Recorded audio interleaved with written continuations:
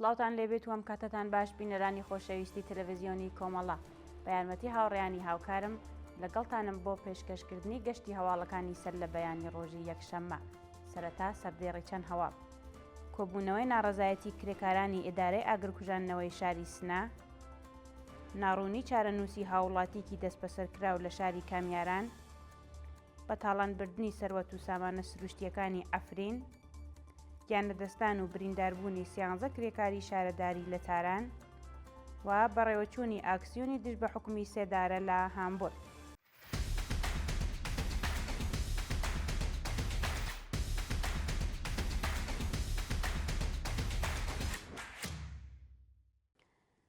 کۆبوونەوەی ناڕەزایەتی کرێکارانی ئیدارەی ئاگرکوژانەوەی شاری سنە ڕۆژی شەممە 11 خەزەڵوەری 1404 هەتاوی کۆمەڵێک لە کارمەندانی ئیدارەی ئاگرکوژانەوەی شاری سنە دژ بە بایەخنەدانی ڕژیم بە داخوازیەکانیان کۆبوونەوە.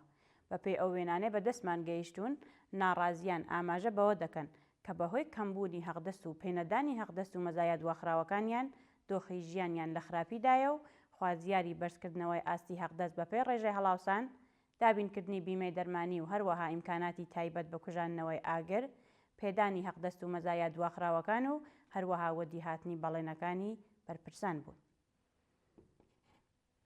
ناڕوونی چارەنووسی هاوڵاتیکی دەست بەسەرکراو لە شاری کامیاران نووشین ڕەزایی هاوڵاتی خەڵکی شاری کامیاران سەرەڕای تێپەڕبوونی 6 ڕۆژ دەست بەسەرکرانی هێشتا چارەنووسی دیار نییە. ناوبراو ڕۆژی دووشەممە 5 خەزەڵوەر لەلایەن هێزەکانی ئیدارەی ئیتلاعاتەوە دەست بەسەر و ڕەوانەی شوێنێکی نادیار کراوە.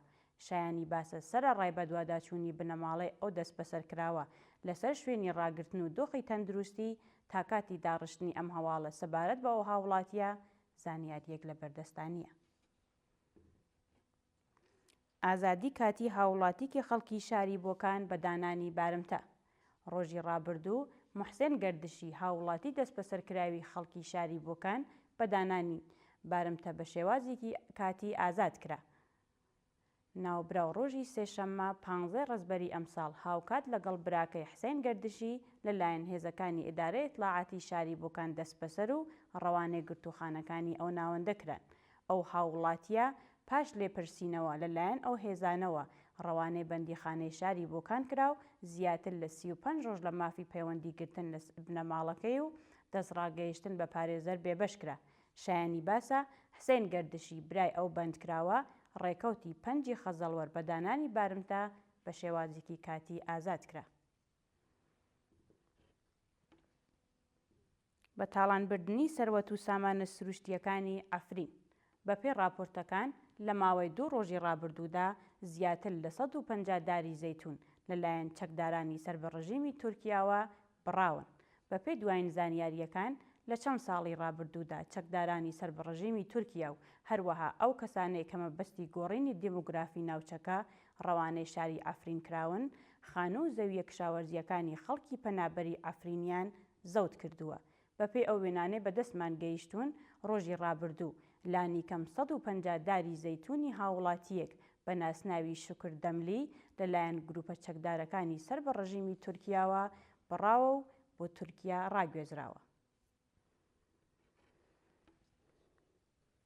بەیاننامەی کانونی سنفی موعەلمانی تاران دژ بە دەست بەسەرکرانی جەهانگیر ڕۆستەمی ڕۆژی ڕابردوو کانونی سنفی موعەلمانی تاران بە بڵاوکردنەوەی بەیاننامەیەک ببورن دژ بە دەست بەسەرکرانی ناڕەوای جەهانگیر ڕۆستەمی خاننشینکراوی فەرهەنگی خەڵکی شاری هەرسین ناڕەزایەتی دەربڕی. لە بەیاننامەکەدا ئاماژە بەوە کراوە کە لە ساڵانی ڕابردوودا ڕژیمی کۆماری ئیسلامی بەدەست بەسەرکران و هەڕەشەی چالاکانی مەدەنی و فەرهەنگی هەوڵی لە ناوبردنی دەنگی ناڕەزایەتی خەڵکی داوە. لە بەردەوامی بەیاننامەکەدا ئەندامانی کانونی سنفی موعەلمانی تاران خوازیاری ئازادی دەستبەجێ جەهانگیر ڕۆستەمی و کۆتایی هاتنی کوشاری ناوەندە ئەمنیەکان لەسەر چالاکانی مەدەنی و فەرهەنگی دەستڕاگەیشتنی ئەو بەندکراوە بە پارێزەر و پەیوەندی لەگەڵ بنەماڵەکەی و هەروەها کۆتایی هاتنی پێشلکردنی مافەکانی مرۆڤ لەلایەن هێزە ئەمنیەکان و ناوەندە قەزاییەکانی ڕژیمەوە بوون. کۆبوونەوەی ناڕەزایەتی کرێکارانی سەنعەتی نەوت ڕۆژی شەممە 10 خەزەڵوەر کرێکارانی سەنعەتی نەوتی شاغڵ لە پاڵاوگای پارس جنوبی، پاڵاوگای فەجری جەم و هەروەها شێرکەتی نەوتی فەلات قاڕەی لاوان دژ بە وەدینە هاتنی داخوازیەکانیان کۆبوونەوە. بەشداربووانی کۆبوونەوەکە ئاماژە بەوە دەکەن کە سرە ڕای بەڕێوەبردننی دەیان کۆبوونەوە هێشتا لەلایەن بەرپرسانی ڕژیمەوە نەک تەنیا بایەخ بە داخوازیەکانیان نادرێت، بەڵکو هەڕەشەی سازکردنی دۆسیە لە ناڕازیان دەکرێت. لە بەردەوامی کۆبوونەوەکەدا کرێکاران خوازیاری بەرزکردنەوەی ئاستی حەقدەست بە پێی ڕێژەی هەڵاوسان، دابینکردنی بیمەی دەرمانی کارامە، ئیمنی شوێنی کار، ئەمنیەتی پیشەیی و ئیمکاناتی ڕفاهی، پێدانی حەقدەست و مەزایە دواخراوەکان، وەرگرتنی هێزی کاری نوێ، بەکردەوە دەرهاتنی یاسای 15 ڕۆژکار و 15 ڕۆژ پشودان و هەروەها کۆتایی هاتنی کوشارە ناوەندە ئەمنیەکان لەسەر ناڕازیان بوون. گیان لە دەستان و برینداربوونی 13 کرێکاری شارەداری لە تاران. ڕۆژی ڕابردوو بەهۆی پێکدادانی سرویسی هاتوچووی کرێکارانی شارەداری تاران لەگەڵ ئۆتۆمبیلێکی دیکە 4 کرێکار گیانیان لەدەستا. بەپێی دوایین زانیاریەکان 3 کرێکاری ئەم ڕووداوە دەستبەجێ گیانیان لەدەستاوە.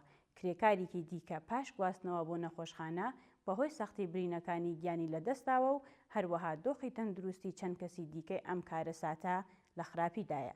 شایانی باسە ساڵانە بەهۆی بایەخنەدانی بەرپرسانی ڕژیم بە دۆخی سرویسی هاتوچووی کرێکاران لە ئێران، کۆمەڵێکی زۆر لە کرێکاران گیانیان لەدەست ئەدەن یان بریندار و کەم ئەندام دەبن.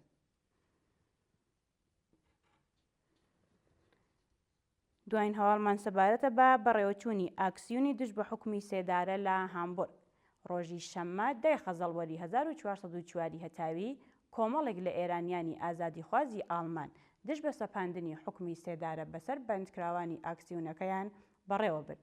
بەشداربووانی ئاکسیۆنەکە بە وتنەوەی دروشم، خوێندنی سرودی شۆڕشگێڕانە، هەڵکردنی پلاکارد و بەدەستەوەگرتنی وێنەی بەندکراوانی لە سێدارە درا و پشتیوانی لە هەڵمەتی سێشەمەکانی نابۆ سێدارە کرد و خوازیاری هەڵوەشاندنەوەی حکمی سێدارەی هەموو بەندکراوان، ئازادی دەستبەجێ بەندکراوانی سیاسی و عەقیدەتی و جەختیان لەسەر ئەوە کردەوە کە تا کاتی وەدی هاتنی داخوازیەکانیان بەردەوام ئەبن لە خەبات دژ بە ڕژیمی کۆماری ئیسلامی. بینەرانی عەزیز و خۆشەویست، هەواڵەکانتان پێشکەش کرا. هەر شاد بژی.